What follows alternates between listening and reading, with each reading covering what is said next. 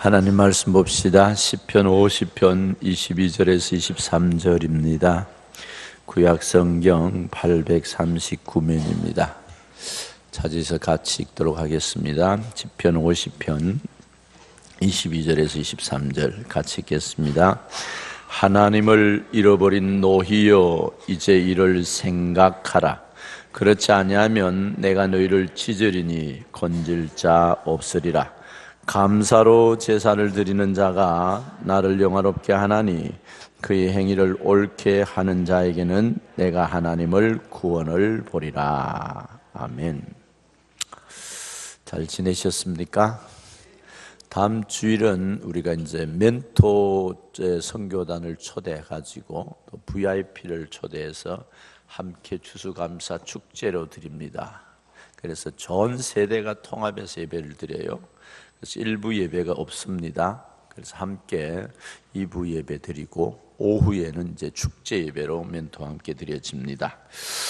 다음 주일은 또한 추수감사주일이에요. 그래서 우리가 감사주일을 주신 이유들을 좀 생각해 보려고 해요. 옆 사람에게 인사를 한번 해볼까요? 감사맨이 되십시다.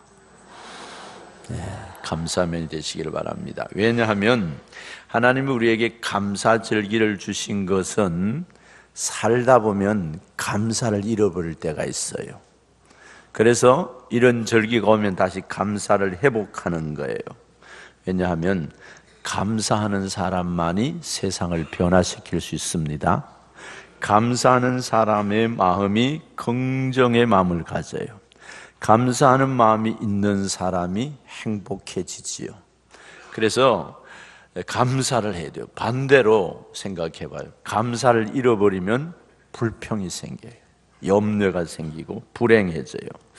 하나님은 감사절을 정해주신 것은 자기 백성을 복 주시고 싶어서, 하나님은 복을 막 쏟아붓고 싶은데 누구에게 주느냐?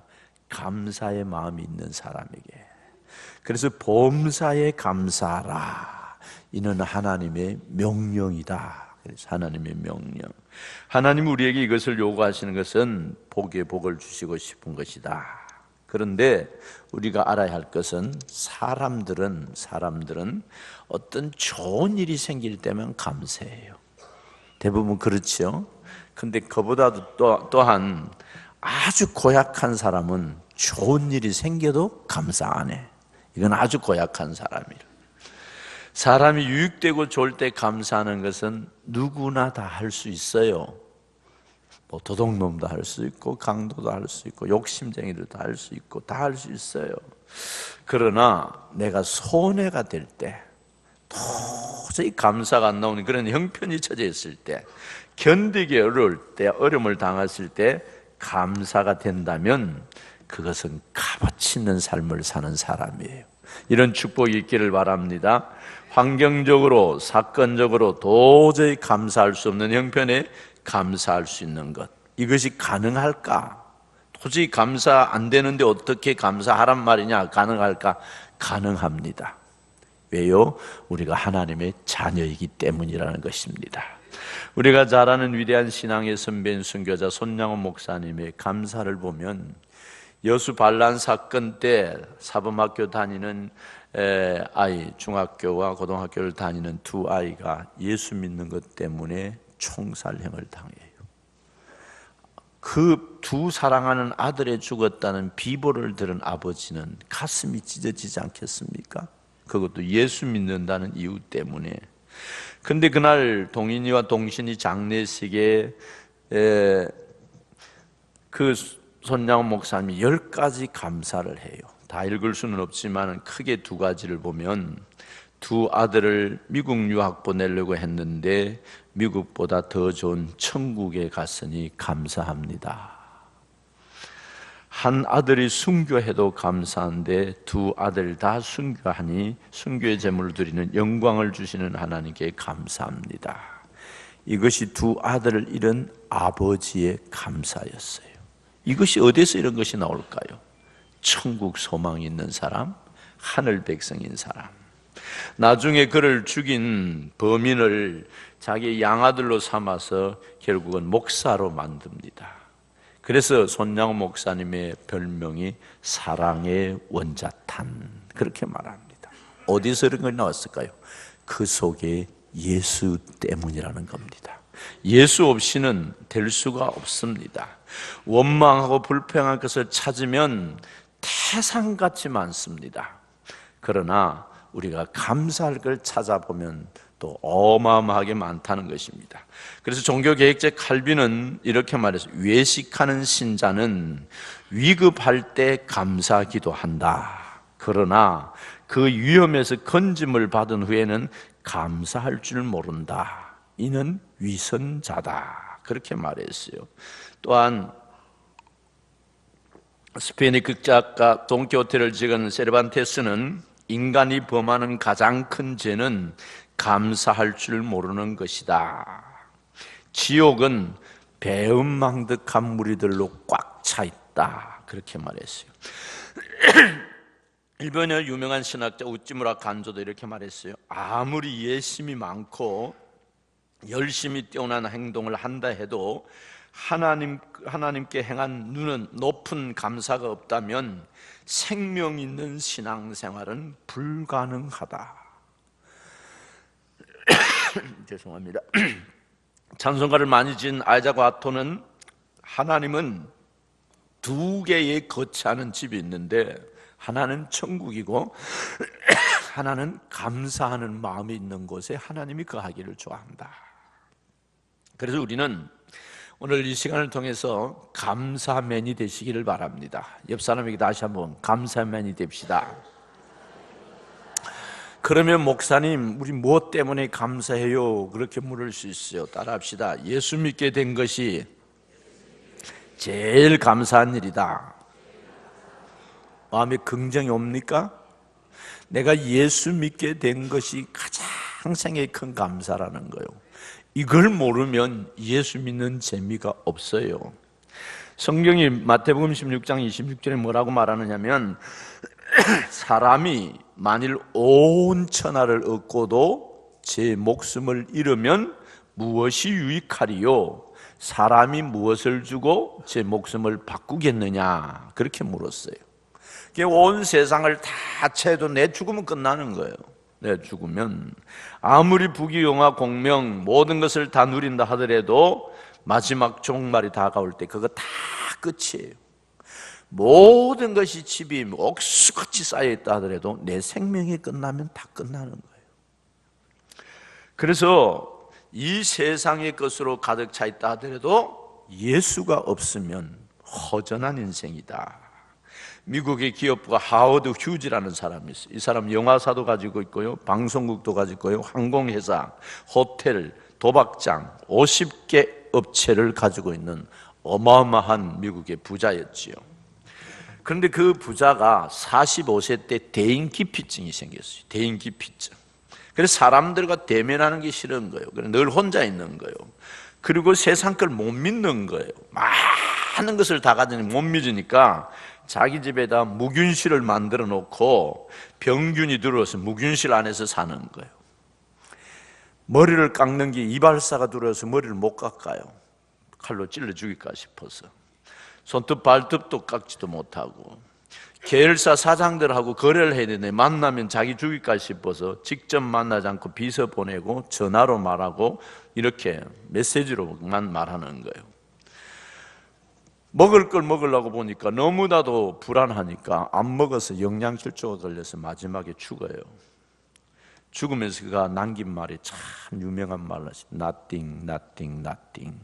그 말하고 죽었어요. 헛되고 헛되고 헛되다. 아니 50개의 기업체를 가지고 대단한 사람이 그렇게 죽었단 말입니다. 그래서 사람들이 살아갈 때 이 세상에 살아가면서 자기의 존재 가치를 찾지 못하면 모든 것을 다 가질 수도 헛되다는 것입니다. 우리가 이 세상에 살아가면서 나 자신이 예수 믿어 하나님의 자녀가 되었다는 존재감, 이게 얼마나 큰 복인지 몰라요. 로마서 10장 17절은 이렇게 말해요. 그러므로 믿음은 들음에서 나며 들음은 그리스도의 말씀으로 말미암느니라. 베드로전서 1장 20절에는 그는 창세전부터 미리 알리신 바 된 자니 이 말세에 너희를 위하여 나타나신 바 되었으니 너희는 저를 죽은 자 가운데서 살리시고 영광 주신 하나님을 그리스도로 말미암아 믿는 자니 너희 믿음과 소망이 하나님께 있게 하셨느니라. 우리가 예수를 말씀을 들었어요. 듣고 예수를 믿었던 이유는 창세전에 하나님이 우리를 그렇게 만들어 놓으셨다는 거예요. 그러니까 복음이 들려지는 거예요. 그래서 복음을 들을 수 있고 그 복음을 믿을 수 있도록 우리를 존재를 만들어 놓은 것이 감사하지요. 그래서 복음을 듣고 예수를 영접하고 나면 내 속에 예수가 들어오면 이제 나라는 존재는 죽고 내 속에 예수가 삶으로 예수 생명으로 바뀌는 거예요. 그래서 아까 손양호 목사님처럼 그런 어려움이 있어도 내 속에 예수가 있고 천국에 가서 만날 수 있는 소망이 있기 때문에 환난 속에서도 기뻐한다, 그렇게 말씀하고 있습니다. 시편 33편 12절에는 여호와로 자기 하나님을 삼은 나라 곧 하나님의 기업을 빼신 바 된 백성은 복이 있도다 그랬어요. 우리가 예수 마음 놓고 믿을 수 있는 신앙의 자유가 있는 것도 큰 감사지요. 큰 놀라운 축복이죠. 그래서 우리가 마음 놓고 찬송할 수 있고 마음대로 이렇게 경배할 수 있고 마음대로 하나님 신앙생활을 할 수 있는 것, 이게 얼마나 큰 축복인지 모르겠어요. 근데요, 지금도 신앙생활을 마음대로 할 수 없는 나라가 많이 있어요. 그 나라들 중에 특별히 우리와 가까운 북한에는 아직도 신앙의 자유가 없습니다. 40만의 북한의 성도들을 40만으로 봐요.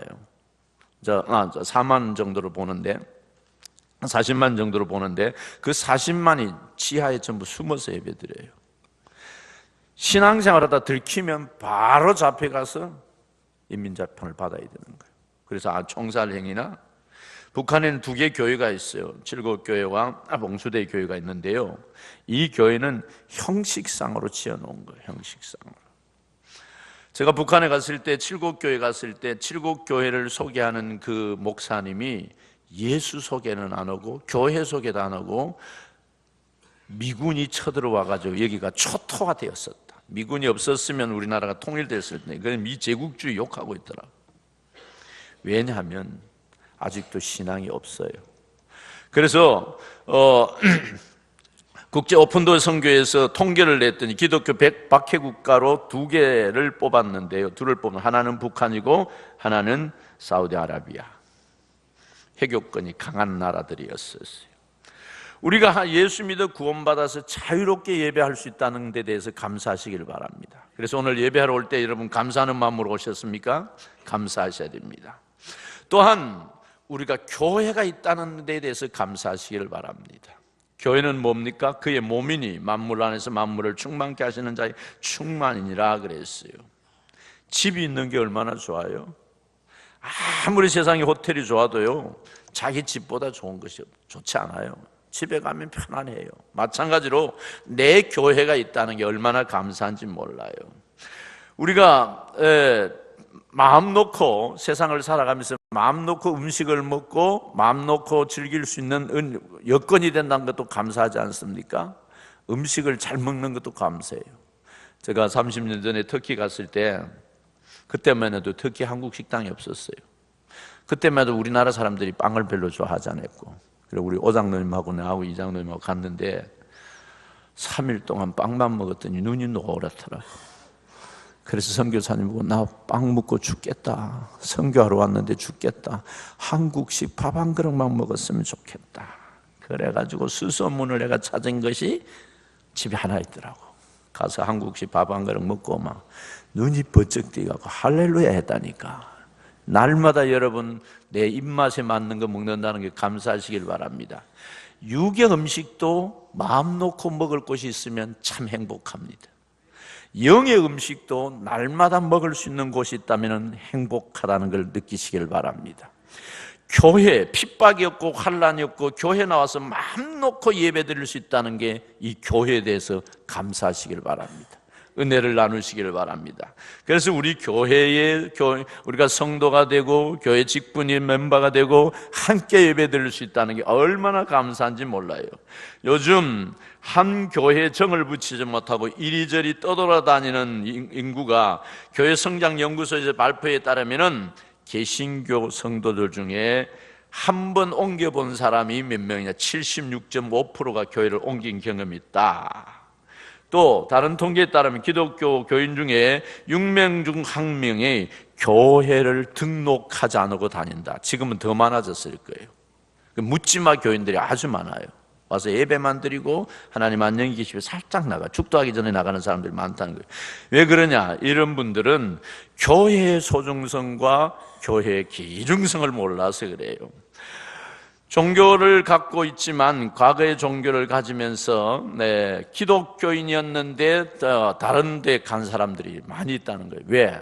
교회에 대한 소중함을 모르니까, 조금 다니다 싫으니까 치우고 그냥 이거 했다 저거 했다 하는 사람들이 많다는 거예요. 오늘 시편 50편은 성가대 지휘자 아삽이라는 사람이 지은 시예요. 그래서 7절부터 15절에 뭐라고 말하냐면, 우리가 누구냐, 우리 존재감이 7절에서 이렇게 하면 내 백성아 들으라. 하나님이 우리를 지으시고 우리가 구원받은 성도들을 가리켜서 내 백성이라 그래요. 내 자녀라 그러고 내 아들이라 그러고 내 딸이라 그래요. 내 백성아 들으라. 내 이스라엘아, 내가 너를 증언하리라. 나의 하나님 곧 네 하나님이라. 나는 하나님인데 너의 하나님이라는 것입니다. 하나님 아버지가 우리 아버지신 것을 믿고 감사하시기를 바랍니다. 그 아버지가 요구하는 것이 뭐예요? 내 하나님 아버지께서 내 백성아 들어라, 내가 너의 하나님이다 말씀하셔놓고 7절에 8절에서부터 쭉 이어지면서 이렇게 내가 재물 때문에 내가 너를 책망하는 아뢰하니니 번제가 항상 내 앞에 있음이로다. 늘 예배를 잘 드려요. 이 사람들이 소도 드리고 수소도 드리고 순양도 드리고 새들도 드리고 짐승도 드리고 저와 번제를 잘 드렸어요. 그런데 하나님께서 뭐라 그래요? 내가 12절에 내가 가령 주려도 내게 이르지 아니할 것은 세계와 거기에 충만한 것이 다 내 것이다. 수소의 고기를 먹으며 염소의 피를 마시겠느냐? 모든 것을 너희가 드려도 그것이 내가 필요해서 가지고 오라는 건 아니다. 모든 상과들의 모든 것이 다 내 것이다. 그러나 너희들이 드리는 이유는 어떻게 드리라고요? 14절에 감사로 하나님께 제사를 드려라. 우리가 교회에 와서 교회가 있는 것이 감사하고 예배드리는 감사하고 모든 은혜 주신 감사한데, 감사로 하나님께 드리라는 거예요. 감사로 드리는 자만이 뭐라 그랬어요? 드리라 지도자에게 네 서원을 갚아주시겠다. 또 환난 날에 나를 불러라, 그러면 내가 너를 영화롭게 한다. 그렇게 말씀하고 있어요. 나를 구원해 주신 그분이 우리에게 요구하는 것은 날마다 감사로 제사를 드리라고 요구하고 있습니다. 우리의 신분이 하나님의 자녀라면, 우리의 정체성이 하나님의 자녀라면 이제 우리는 하나님께 감사하는 사람들로 살아야 돼요. 그래서 주님이 너를 내 백성아 감사로 제사를 드려라. 오늘 23절에 역시도 감사로 제사를 드리는 자가 나를 영화롭게 한다 그랬어요. 감사로 제사를 드리는 것이 하나님의 기쁨이 된다는 거예요. 우리가 늘 예배 시간마다 주기도문을 외우지요. 하늘에 계신 우리 아버지여, 아버지 불러요. 그 다음에 주기도문 찬송할 때 이름을 거룩히 여김을 받으시오며, 무슨 뜻이에요? 우리의 삶의 전부가 하나님의 이름을 높이는 자로 산다는 거예요. 여러분, 우리 서울산의 성도들은 하나님의 이름을 높이는 성도들이 되시기를 바랍니다. 그래서 우리 마음속에 나는 늘 하나님의 이름을 높이리라, 이 마음만 가지고 살아도 하나님이 가만히 두지 않아요. 그 영혼을 통해 놀라운 일을 하시지요. 예배드리기는 가장 중요한 정신은 주님의 이름을 높이는 감사로 예배를 드리는 것입니다. 오늘날 많은 성도들이 교회 가면서 은혜 받으러 갑시다, 그래 은혜 받았습니다, 받는 거는 좋아하는데 드리는 건 잘 안 해요. 실제로 예배는 드리러 오는 거예요. 우리 몸을 드리고 또 예물을 드리고 시간을 드리고, 그래서 우리가 헌신을 하는 거예요. 헌신. 이제 내년부터는 이거 헌신대를 좀 활용을 좀 하려고 그래요. 사용 안 했는데, 최소한 우리가 1년에 한 번 이상은 주님 앞에 나를 헌신해 봐야 돼요. 주님 앞에 온전히 드려봐야죠. 주님 명하시옵소서, 내가 순종하겠습니다. 그래, 하나님 앞에 나와서 예배를 드릴 때 주여 말씀하시옵소서, 내가 순종하겠습니다, 이런 자세해야 돼요. 주님 나를 드립니다, 나를 써주십시오, 이래야 돼요. 그럼 우리가 감사로 예배를 드릴 때 가져야 할 자세가 뭐냐? 감사의 찬송을 드리시기를 바랍니다. 그래서 찬송할 때 10분 전에 꼭 오셔서 같이 찬송하시기를 바랍니다. 찬송하셔야 돼요.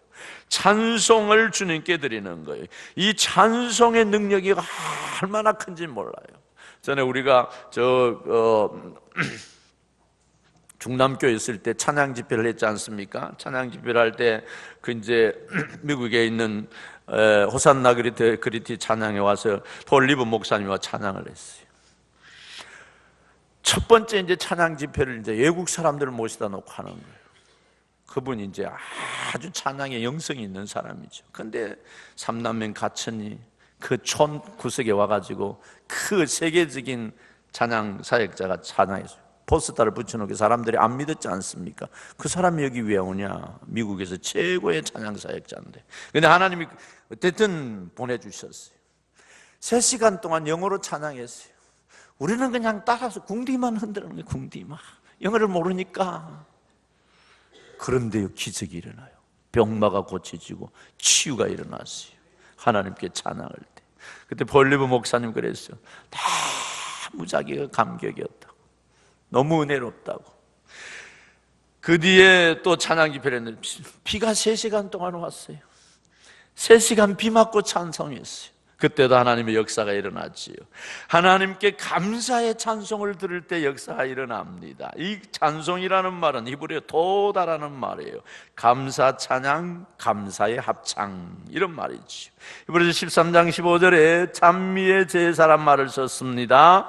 찬송은 입술의 제사예요. 하나님께 드리는 제사. 그래서 찬송할 때 하나님을 바라보고 그분께 손을 들고 그분 앞에 나가서 우리가 하나님의 영광을 올려드릴 때 그 속에 주의 임재와 능력이 나타난다는 것입니다.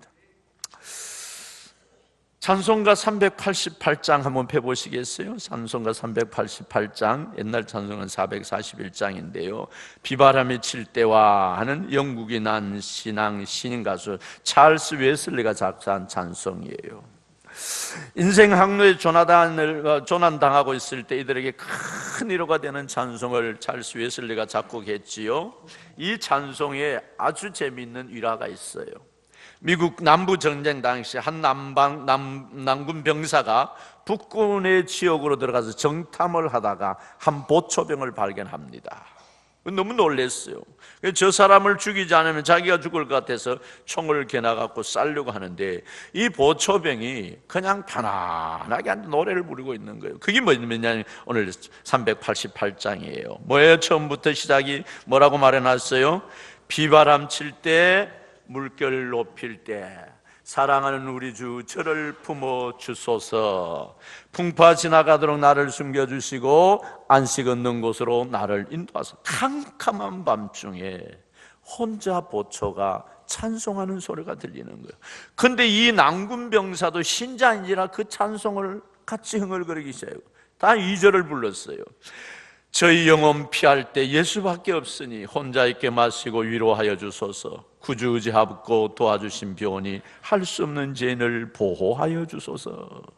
절절히 찬송이 흘러나오는데 이 적군이 방아쇠를 당길 수가 없는 거예요. 그래서 포기하고 자기도 찬송하고 도로 돌아왔어요. 전쟁이 끝난 수년 후에 어느 날 미국의 한 기선 간판에 성객들을 위한 작은 음악회가 열렸어요. 그런데 그때 신사 한 분이 나와서 찬송을 하는 거예요. 388장을. 그리고 감명 있게 부르고 들어가는 거예요. 그래서 그 친구가 가서 물었어요. 여보시오, 당신 혹시 남북 전쟁 때 참전한 적 있어? 있다는 거예요. 어느 전선에 있었어? 거기 있다는 거예요. 그때 그 이야기를 한 거예요. 당신이 388장 그 찬송을 초소에서 부를 때 내가 적군을 발견하고 당신의 방아쇠를 땡기려고 했는데 그 찬송의 은혜 때문에 나도 함께 은혜 받았어.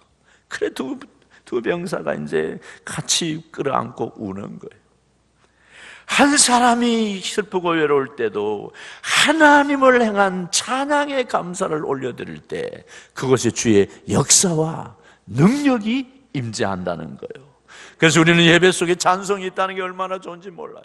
우리가 찬양을 하루에 모든 일과를 중단하고 하나님 앞에 찬양을 감사로 불러드릴 수 있다는 우리의 신분이 감격이고 감동이고 은혜라는 걸 믿으시길 바랍니다. 또한 우리는 감사의 기도를 드리시길 바랍니다.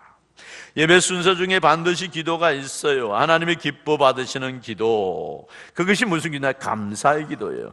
많은 신자들이 입을 열어 바쁘게 기도합니다. 그러나 오늘부터 감사의 기도를 많이 드리시기를 바랍니다. 자고 일어나서 감사를 한번 세워보시기를 바랍니다. 머리에서부터 발끝까지 감사해요. 온통 우리 육체도 감사해요. 다 감사하지요. 그래서 감사할 줄 모르는 사람은 어린아이들이에요. 때만 쓰는 아이들이에요. 무조건 앙앙 우는 그런 사람들. 그러나 만약에 그 아이가 점점 자라서 중학생이 되고 고등학생이 되고 성년이 돼도 계속 감사할 줄 모르고 부모에게 때만 쓴다면 미숙아라고 말하는 거예요. 우리가 특히 역경의 날이 온다 할지라도 그 역경에 묶여 사는 것이 아니고 그 속에 주님을 발견하고 감사의 기도를 드린다면 역경이 풀어지는 역사가 일어나게 될 것입니다. 우리는 신앙에 수많은 인물들이 있지만 우리 다니엘을 한번 생각해 보시기를 바랍니다. 그 역경의 날이 찾아왔습니다. 많은 주변의 동료들이 다니엘을 죽이기 위하여 전략을 세웠습니다. 그리고 예루살렘의 창을 열고 기도만 하기만 하면 사자굴 속에 집어넣는다고 말했습니다. 그 다니엘이 처한 환경은 말로 표현할 수 없는 환경입니다. 하나님의 뜻대로 살았더니 형통이 온 것이 아니고 죽음의 직선이 왔다라는 것입니다. 하나님의 뜻대로 살고 하나님의 방법대로 살고 날마다 기도와 찬송하며 살았는데 다니엘에게 찾아온 것은 다른 신을 섬기면 죽인다는 방언이 붙었습니다. 우리 같으면 어떻게 하겠습니까? 다니엘서 6장 10절은 이렇게 말합니다. 다니엘이 조세의 왕의 의인이 찍힌 것을 알고도 자기 집에 돌아가서는 그 방에 예루살렘을 향하여 열린 창에서 전에 하던 대로 하루에 3번씩 무릎을 꿇고 기도하며 그 하나님께 감사하였더라. 도저히 감사할 수 없는 역경 속에서도 전에 하던 대로 하나님께 감사하며 기도했다라고 말하고 있습니다. 감사의 기도를 드린 다니엘을 주님은 사자굴 속에서도 건져냅니다. 감사의 기도를 드린 다니엘에게는 그 수많은 역군들 앞에서도 존귀와 영광을 높이는 하나님의 사람으로 쓰기 시작합니다. 시편의 기자는 너무나 행통하고 복된 생활만 하는 사람입니까? 그렇지 않습니다. 오늘 시편에 보면은 모든 우리의 삶 속에 하나님의 역사가 있다라고 말씀하고 있습니다. 감사로 제사를 드리는 자가 나를 영화롭게 한다라고 말하고 있습니다. 여러분, 사랑하는 성도 여러분, 우리는 기도할 때 감사의 기도를 하시기 바랍니다. 감사의 기도가 빠졌다면 이제부터 감사를 채우시기 바랍니다. 우리가 가정을 주신 것도 감사하고 자녀를 준 것도 감사하고 가족이 함께 사는 것도 감사하고 남편이 있는 것도 감사하고 아내가 있는 것도 감사하고 형제 자매가 있는 것도 감사하고 교회가 있는 것도 감사하고 성도와 교제하는 것도 감사하고 말씀을 듣고 예배할 수 있는 것도 감사하고 모든 삶의 역경이 주님의 주신 감사라는 것입니다. 그래서 14절에 감사로 예배를 드리는 자는 서원을 갚아주시고 15절에 환난 날에 나를 부르는 자는 내가 영화롭게 하여 주시고 23절에 감사를 제사를 드리는 자는 나를 영화롭게 한다라고 말하고 있습니다. 감사의 기도가 끊어지지 마시기를 바랍니다. 또한 우리가 한 걸음 더 나아가서 감사의 예물과 감사의 몸을 헌신하는 은혜가 있기를 바랍니다. 예배에는 헌신, 자기를 드리는 것이 필요합니다. 구약시 예배는 제사로 표현해서 제사를 드렸습니다. 그래서 희생 제물을 잡아서 드렸어요. 그러나 신약에 와서는 예수 그리스도께서 우리에게 보혈로 예수님이 대신 들어줬기 때문에 이제는 우리가 양을 잡지 않아도 우리 자신을 주님께 드려야 됩니다. 그래서 우리 몸이 헌신하셔야 돼요. 주님 앞에 드리셔야 돼요. 예물을 드리고 시간을 드리고 내 몸을 들여서 헌신하는 것이 바로 하나님 앞에 감사하는 것이다. 우리가 많은 것들을 못 들은다 하더라도 내 형편 속에 늘 감사하는 마음으로 하나님께 물질을 드리고 시간을 드리는 것이 감사합니다. 예배는 섬김이에요. 섬김. 예배는 하나님께 영광과 감사를 드리는 동시에 주님의 말씀과 명하심을 듣고 새롭게 결단하고 내가 이렇게 살겠습니다 하고 나를 드리는 거예요. 주님, 제가 이제부터 감사하는 사람으로 살겠습니다. 어떤 어려움이 찾아와도 나는 그곳에서 벌떡 일어나 감사하겠습니다. 이 결심을 하는 거예요. 그래서 이사야 6장에 보면은 청년 이사야가 예배드리는 장면이 나와요. 이사야가 성전에 앉았을 때 놀라운 장면이 환상으로 납니다. 주님의 하나님께 들린 보호자의 스랍들이 나타나고 옷자락이 성전에 가득합니다. 하늘에 거룩하다 거룩하다 거룩하다 하는 천사의 찬양의 소리를 들립니다. 그때 이사야가 찬란한 장면을 목격하고 꼬꾸라칩니다. 화로다, 나는 망하게 되었도다. 나는 입술이 부정한 사람이요 부정한 백성 중에 가는 만군의 여호와신 왕을 배웠음이로다. 그리고 꼬꾸라집니다. 이 백성을 위하여 일할 사람이 필요할 때 내가 누구를 보냈고 누가 우리를 갈고 부르짖을 때 주여 내가 여기 있나이다, 나를 쓰시옵소서. 그 천상의 예배의 모습을 보고 화로다 나는 죽었다라고 했는데 주님은 나를 위하여 누가 일을 할 때 부를 때 주여 내가 여기 있나이다, 나를 쓰십시오 하고 자기 자신을 드렸습니다. 나 같은 죄인을 사랑해 주시고 자녀 삼아 주시고 과거를 묻지 않고 우리를 부르셔서 너를 통해서 하나님의 사명자로 감사하는 자로 쓰고 싶다라고 말했습니다. 그래서 이사야가 그 몸을 들임으로 놀라운 은혜의 역사가 일어났다라고 말씀하고 있습니다. 사랑하는 성도 여러분, 우리가 감사하는 자에게 하나님은 더 큰 감사를 주시는 걸 믿으시기를 바랍니다. 그래서 우리 언어 자체부터 감사하는 은혜로 바꾸시기를 바랍니다. 누추한 어리석은 말이나 희롱의 말이나 막당찬 말이나 모든 제약된 말을 벗어버리고 감사의 말을 하는 은혜가 있기를 바랍니다. 감사의 마음이 있다고 해서 그 마음이 항상 상대방에게 전해지는 것 아닙니다. 내가 표현을 해야 합니다. 내가 말과 행동으로 표현할 때 전달되는 것입니다. 그래서 어떤 환경과 조건에서도 행복한 사람, 하나님을 사랑하는 사람은 감사를 전달하는 은혜가 있기를 바랍니다. 이렇게 감사할 때 하나님은 우리를 더 큰 사람으로 사용해 주신다. 네가 나를 영화롭게 하리라. 환난 날에 부르짖으면 네가 나를 영화롭게 하리라. 하나님이 감사하는 자에게 더 감사한 걸 주고 감사하다고 하는 자에게 길을 열어주시고 감사하는 자에게 복을 주시고 감사하는 자에게 영화롭게 한다라고 말씀하고 있습니다. 사랑하는 성도 여러분, 감사들이 생긴 이유가 뭡니까? 미국의 청교도들 102명이 신앙의 자유를 찾아 메이플라워를 타고 대서양을 횡단해서 1620년 11월 20일에 상륙합니다. 굶주림과 초유 속에 가족을 많이 잃었습니다. 하늘을 보내고 예배당을 먼저 짓고 하나님 앞에 감사 예배를 드립니다. 그해 따뜻한 봄의 땅과 눈물을 흘리며 불모지 땅을 옥수수와 콩을 심어서 거둔 추수를 가지고 하나님께 감사를 드리면서 미국 건국이 시작됩니다. 그때 윌리엄 브래들이라는 지사가 청교도에게 도움을 줍니다. 흑인인 윌리엄 브래더가 그들을 도와줘서 감사하다고 칠면조를 잡고 감사 예배를 드린 것이 추수 감사를 되고 오늘의 미국의 생스기빙데이로 오늘 세계를 돕는 나라로 우뚝 섰다라고 말하고 있습니다. 짧은 시기지만은 세계 강국이 될 수 있던 것은 그의 기초가 하나님 앞에 감사하는 데서부터 시작되었다라고 말하고 있습니다. 우리가 감사할 때 하나님의 영광을 돌리게 된다라고 말씀하고 있습니다. 감사할 때 하나님의 큰 은혜가 있다라고 말씀하고 있습니다. 그래서 우리의 영원한 천국까지 희망으로 주시는 그 하나님께 감사하는 사람들이 되시기를 바랍니다. 나를 불러주신 은혜 감사하고 교회를 주시고 하나님의 말씀을 날마다 들을 수 있는 은혜를 감사하고 지금까지 지켜주신 은혜도 감사하고 주님 앞에 감사하는 자들을 하나님이 들어주시기 때문에 우리는 찬송으로 기도로 나의 삶을 헌신해 드림으로 주님께 감사할 때 더 영광스럽게 복되게 나타나게 될 것입니다. 이런 은혜가 서울산의 모든 성도들에게 충만히 흘러가는 은혜가 있기를 주님의 이름으로 축복합니다.